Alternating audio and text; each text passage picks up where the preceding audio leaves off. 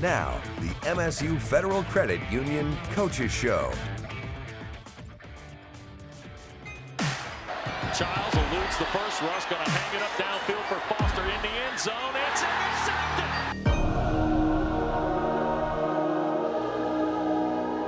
Kind of digest the film and met with the guys. Obviously, moods are down when you put a lot of work in and you're trying to win a game and come up short. I do think the mindset, though, is that every Sunday, win or lose, we're going to approach the thing, what did we learn? What do we got to get fixed? And there was plenty there.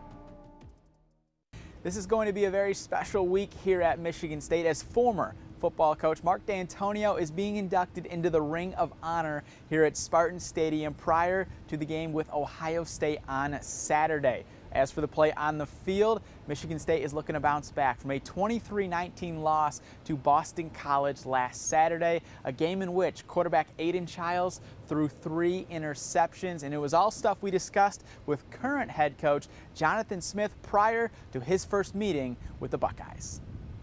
This is just going to be a knee for Castellanos,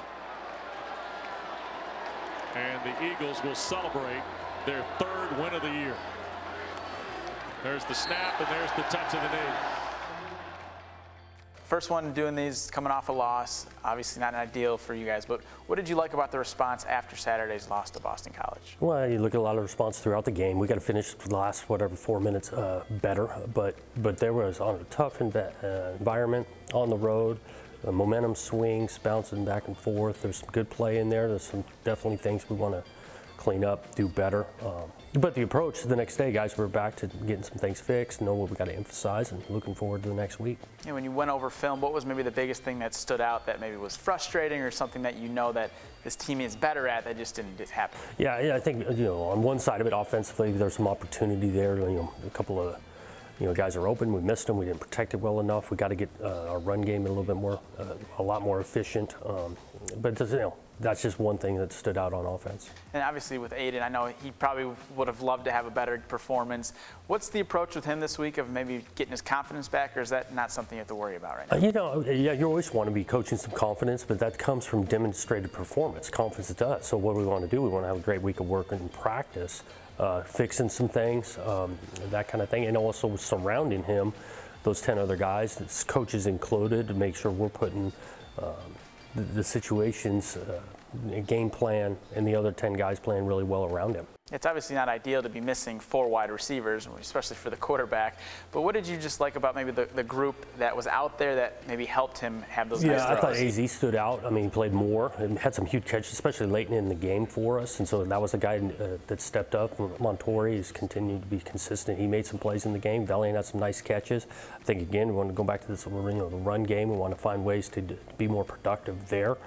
So guys needed to step up, and I thought AZ was an example of that. Did it almost feel like just a domino effect of one wide receiver goes out and then another one? It's like, how do you handle that as a coach? Yeah, it's not ideal at one particular position like that. But again, offensively, you can do some other things. You saw some more tight ends in the game, that kind of thing, and guys needed to step up. Do you, in a sense, with Aiden and the interception so far this year, how do you coach that with him and maybe understanding, like, hey, maybe don't make this throw, maybe it's better to throw out of bounds or something like that? There's a lot. I mean, decision, technique, accuracy.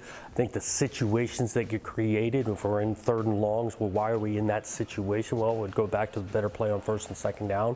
There's a lot on it. He's not alone, too. I mean, some of the turnovers can be created by protection or lack thereof, route detail.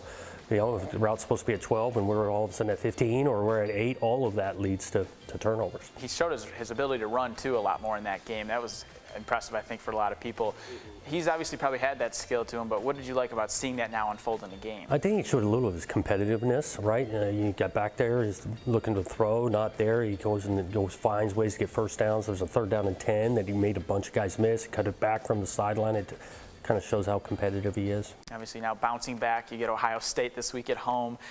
It seems like they just do everything well. Is that sort of what you guys see as well? Yeah, there's not many flaws you do see. I mean, defensively, the scheme's tough. They got good players on the edge of it. They tackle well. They don't misfit. Flip it on offense, can score in a hurry. And with some of the backs, receivers, quarterback, veteran, and accurate with it. O-line makes it physical, good on teams.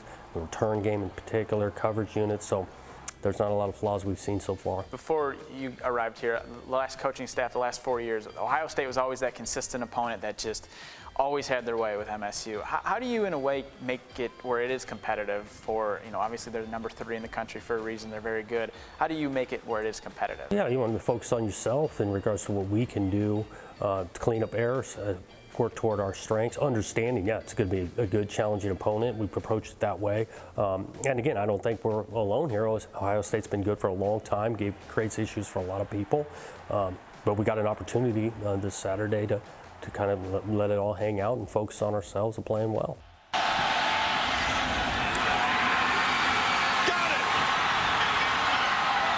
Michigan State does have history of knocking them off. They beat them in the 2013 Big Ten championship game. In 2015, that helped them get to the college football playoff. And Mark D'Antonio was obviously the head coach of those teams. He's going into the Ring of Honor at Spartan Stadium Saturday. How often have you been able to maybe lean on him for some advice to have success here? He's been great since I've gotten here, whether it's texts, phone calls, conversations, and my/his office. So he has been great. He's well-deserved, a legend, not just of this place, of college football in general. So that'll be fun to be around that on this weekend. After chatting with some of the players this week about facing Ohio State, sophomore linebacker Jordan Hall shared with us Smith's message to the team prior to Saturday's game. And Smith told them, "Leave your capes at home. We don't need superheroes out on the field, just 11 players doing their job." Kickoff is set for 7:30 on Saturday night here at Spartan Stadium. And after the break, we're going to be focusing on another sport here at Michigan State, and it's one of the most successful programs on campus. We'll see you soon. Welcome back to the MSU Federal Credit Union Coaches Show. When it comes to reaching the postseason here at Michigan State, men's basketball coach Tom Izzo has set the standard, reaching the NCAA tournament 26 straight times. Another coach on campus who has been a model of consistency, women's golf coach Stacy Slobotnik-Stoll, who has reached the NCAA regional tournament 24 times in her 27 years as head coach. And our Haley Schoengart has more on the outlook of this upcoming season for Slobotnik-Stoll and the person who got it all started for her as a head coach. After finding themselves 2 spots back from the cut line at the 2024 NCAA Women's Golf Championships, Michigan State's women's golf team is primed for another big year under 28th-year head coach Stacy Slobotnik-Stoll. MSU found themselves preseason ranked 13th by the Golf Channel, the highest the Spartans have ever been ranked in the network's preseason rankings. The big change about this group is just the depth that we have on the team. And we've got 2 transfers that came in, which increased the depth that we would have had without them. And we've got 2 seniors, Katie and Brooke, that are so experienced and that will lead the team this year. So it's just a great team, and every single player on this team is dedicated, and they're just great Spartans and want to represent the green and white to the best of their ability. One of the reasons for the high ranking is the return of the senior trio Shannon Kelly, Brooke Bierman, and Katie Liu. The 3 golfers combined for 88 events played headed into this season. Well, we've had a lot of good teams, and of course I always want to be optimistic and think that this could be the best team ever. And I think for Katie, Brooke, and Shannon, that's really stung the last couple of years. We've been so close, and then not to make it the last 2 years was very disappointing, and that weighs on their minds and on how they feel. And they want to better the team. They want to better themselves from what we did in years prior. And for Katie and Brooke, this is their last hurrah. Earlier in the week, Michigan State hosted the 37th edition of the Mary Fossum Invitational. As a team, the Spartans came in second place on the team leaderboard behind Ole Miss. Brooke Bierman led the way on the individual leaderboard for MSU, finishing the 54-hole tournament in second place at 11 under, 1 stroke behind the winner. The Invitational is named after Mary Fossum, the founder of the MSU women's golf program, a place she'd coached the Spartans to 5 straight Big Ten titles and 6 overall in her 25 years at the helm, which included being able to coach and mentor Slobotnik-Stoll herself. Well, she's the one who gave me the opportunity to have this career. And her and Bruce were, just amazing people when I was in college. They treated me like I was their daughter, and they treated all of us like we were their own kids. And, she just taught me so much in the 2 years that I was her assistant coach. And I wanted nothing more than to make her proud and to make this program the best that I could to my ability. And then soon after, I think it was the year after she retired and I got the job, then we named the Spartan Invitational the Fossum Invitational after Mary. And I can't say enough about her and her family. And there's many times when I think about what I've been able to do in my life at Michigan State, and for whatever reason, she saw something in me that she thought I may be good at this, or she just really liked me. And so I'm just very grateful for the opportunity that she gave me to coach, and the opportunity that Michigan State has given me to really create a team and continue to produce a program that's one of the best in the nation. This year's Invitational was a unique opportunity for Slobodnik Stoll, who was able to switch roles for a bit as her daughter, Olivia Stoll, participated with her team, Grand Valley State. Well, it's not awesome. I mean, it's awesome because she's here, but I don't really get to watch her that much. So she also played in the American Dunes tournament and finished tied for 26th, which was great, but I watched her play just a couple holes. But to me, just to have her have this experience of being in D1 tournaments, Grand Valley will play in 4 D1 tournaments this year, which is really cool. And just having her here, having my mom and dad here, Jim, my husband is obviously watching Olivia, so I'm getting updates as I'm coaching my own team, and I just think it's neat that she's able to compete against D1 players, and that Forest Acres is like her second home. So it's awesome. I love it. Olivia is a senior at GVSU, and believe it or not, golf was not her first sport growing up. This is her 6th year of playing competitive golf, which I think about the players that she competes against, especially in a tournament like this, and they've played double the amount of time that she has. And, it's just, I just feel so lucky, and sometimes I'm just so grateful that she loves the game, and she really is. She's a golf junkie now. I mean, she loves going and playing the best courses in the country, which we've been so fortunate to be able to do. But yeah, she was playing volleyball, and then she decided when she was 15 that she wanted to play golf. And right around that same time, COVID hit, and I think a big change is she didn't then have to go to high school.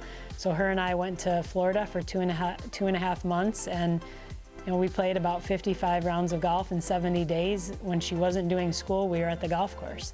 And, I had my eyes on her every day. Jim would fly down when he could. And so, again, she had great teachers. In our world, and with what I do and what Jim does, that's all our family really does is golf. So once she decided to play golf, it was easy for us to help her and give her the tools necessary. And I also think she had a lot of natural talent, or at least a little bit, because I watch her now, and I know it's my own kid, but she's good. We're going to keep the golf talk rolling after the break, because we're going to be switching over to the men's side to catch up with head coach Casey Luban as he talks about an upcoming season that features a veteran presence and a number of new and young players. We'll see you soon. Welcome back to the MSU Federal Credit Union Coaches Show. Michigan State men's golf coach Casey Luban is in his 14th season here in East Lansing, and he is a much younger group than he did a season ago due to the graduation of a bigger senior class. He has 6 underclassmen and 3 upperclassmen, and his veteran presence is one of the best golfers this program has ever seen in Ashton McCulloch. We recently had a chance to catch up with Luban about this season and what he likes about the group. A couple weeks into the season, I know this group is a little younger for you, but what do you like so far about the team 2 weeks in? I like the youth, right? I mean, we're learning on the fly. There's a lot of things that are happening that are good. There's some things that are predictably not as good. But, 3 freshmen have been in the lineup and performed already at a nice level, or a high level, I'd say, higher maybe than even we expected. And we've had 2 good finishes. One of the veterans you have, Ashton. Obviously, he's a guy that you guys have developed from his freshman year up. Where have you seen him grow the most as he enters his senior year now? Well, I mean, he's grown in all areas of his life. Where he's grown the most is in his personality and his leadership. When I first met Ash, he didn't say 2 words consecutively, and now he's a dynamic leader, very engaging. He thinks things out loud sometimes, and then helps you learn more about him. Do you remember how you discovered him or started recruiting him when that happened? Yeah, so Michigan State is a big family, and it always has been. One of my teammates when I was playing, I was a senior, he was a freshman. His name was Craig Ravel. a very big recruit from Canada. Craig and I were close. He was like my little brother on the team, and he developed cancer during his freshman year and passed away a year later. And I stayed in touch with the family. He had a little brother who played at NC State, and it was just one of those things where life comes full circle. A number of years later, they reach out and say, hey, there's a kid at our club that's pretty good. You should check him out. And, I think that's the power of having a positive experience for the athletes here. Even though we went through a tragic thing with Craig, the family always believed in Michigan State and loved Michigan State. So they turned us on to him, and we started recruiting him. It was a weird recruiting process for sure, because my assistant got to see him play in Florida and was sold immediately. And then COVID hit, and I never got to go see him myself. We got one of the best players in program history that way. So you never know how this is going to go. I didn't know that. He came into his freshman year, I believe. James Pyatt was in his senior year, correct? Yeah. I remember Ashton has said that they were roommates that year. Is that on purpose for you guys? Yeah, that was very deliberate. James, so Ashton's first day in America full time was the final round of the U.S. Amateur. So he flew to Oakmont, or he drove to Oakmont with the team his first day here and watched James win the U.S. Am. And I'll never forget, I remember telling him, after the match, like, you're next, buddy. To think, to put that dream in his head, that's a pretty far-reaching goal. And he is that kind of player now. He didn't win the USAM this summer, even though I was sure he was going to there for a while. But he's elite, and James helped him get there, just like he's helping these current guys. You had a chance to play in the Folds of Honor collegiate tournament. What was that experience like for you? I know that obviously that tournament means a lot to you. Yeah, it's my most stressful and favorite week of the year. It was so cool to have the women with us this year. Obviously a big logistical event, so there's a lot of things you worry about. But the feeling, watching the faces of the competitors and the coaches, the fans, all the comments you hear about the TV coverage, it really has become something special. And it was nice for the second year to go there and play well against, beat 4 top 25 teams preseason. That was a pretty good week. Do you always feel like there's something new that you experience when you go out there? Yeah. The first year, a widow of a fallen soldier gave me a coin to, in memory of her husband. And I carry that coin every time I go there. And this year, I just bumped into her, and then I got to show her the coin that I carry every time I'm on property there.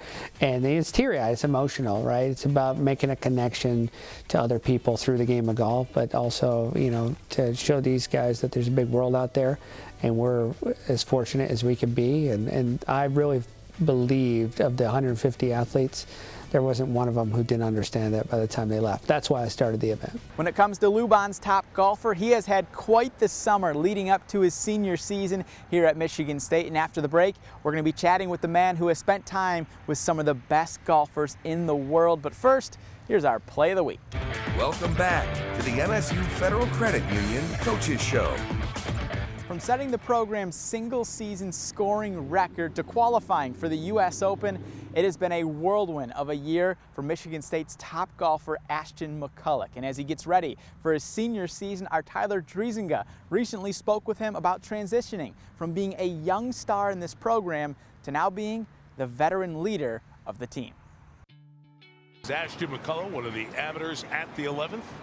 Golf's a great metaphor for life. You get good breaks and you get bad breaks, and you just kind of have to roll with them. How about that? For Ashton McCulloch, life on the golf course has been filled with a lot of good breaks in the past year. He set program records at Michigan State, garnered second-team All-Big Ten honors, and earned the chance to play in one of golf's 4 major tournaments at just 21 years old. Through it all, he has maintained the perspective that golf is not who he is. It's just something he's good at. I have an amazing support system around me of, my family, my girlfriend, so many people in my life that play a big part in my life and kind of remind me that I'm more of a person than I am a golfer, and getting the compliment that I'm an amazing person, not I'm an amazing golfer, means the world to me. Means a lot more than telling me someone telling me that I'm good at golf. I think it comes from that, and just trying to be a good person first and trying to enjoy life and just let good golf get in the way, hopefully. Good golf has gotten in the way pretty much since he stepped foot on campus. McCulloch was the Big Ten Freshman of the Year in 2021-2022, becoming just the third Spartan to ever win the award. I came in and I was this young freshman playing in the lineup of pretty much all seniors and juniors. It was definitely weird having, finally playing with people that were that much older than me, and obviously with the success they've had in the sport. It was cool for me, and just watching them and learning from them, watching them practice and playing little chipping games or putting games with them, kind of gave me that confidence too, that like, hey, I can compete with those guys and I know they can compete out here, so why can't I go do that? And now you're that senior. Have you thought about that at all, and how do you kind of approach the leadership role that you found yourself? Yeah, I mean, it's definitely different than, the past 3 years that I've been on this team. I've always kind of felt like the young kid on the team. Even last year being a junior, we still had 3 seniors on the team that have always played since I've been here. So I still felt like that kind of young kid on the team, just hanging out with my older friends and trying to compete with them. So now it's obviously different. I mean, this past week we had 3 freshmen in the field, a sophomore and a transfer. So it was a really new team, and trying to be that leader, on and off the golf course, trying to show the guys like what it's like to be a student at Michigan State, along with what it's like to be a collegiate golfer is definitely tough, but it's something that I love doing. McCulloch is embracing the opportunity to teach and lead others, but he hasn't lost sight of the self-reliance that attracted him to golf in the first place. I think it's like the individualism of it. Like, you're never going to be perfect. You're never going to shoot 18, so you can always do better. And that like strive of trying to be perfect and trying to get better. It's kind of easy in the game of golf because it's an individual sport. It's not team-based. I mean, it is in this sense, but you don't have team practices. It's mainly individual, and you trying to get better personally, and that pursuit of trying to be perfect. McCulloch has one more year to pursue perfection for the green and white. And even though he knows he'll never attain it, he'll let the good and bad breaks along the way continue to teach him about who he is and who he's striving to be. And you've won the Canadian Amateur, you've played in multiple PGA Tour events. When you look at just all the different places that the little white ball has taken you, what are you most thankful for about the role that golf has played in your life to this point? I think it's just made me a better person. See life in a different view than I had if I didn't play the game of golf. Like I said, just golf's a great metaphor for life in a lot of different ways, and just the pursuit of trying to chase something that you're never going to ever get is great in both aspects. McCulloch says the biggest thing he wants to help teach the younger players is how to mentally prepare for playing 36 holes in a single day. Playing 2 rounds is very common in college golf, and McCulloch says it takes some time to understand the mental strength you need to focus on every shot out on the course. That is going to be it for this week's show. As always, hope you enjoyed, and we'll see you next week.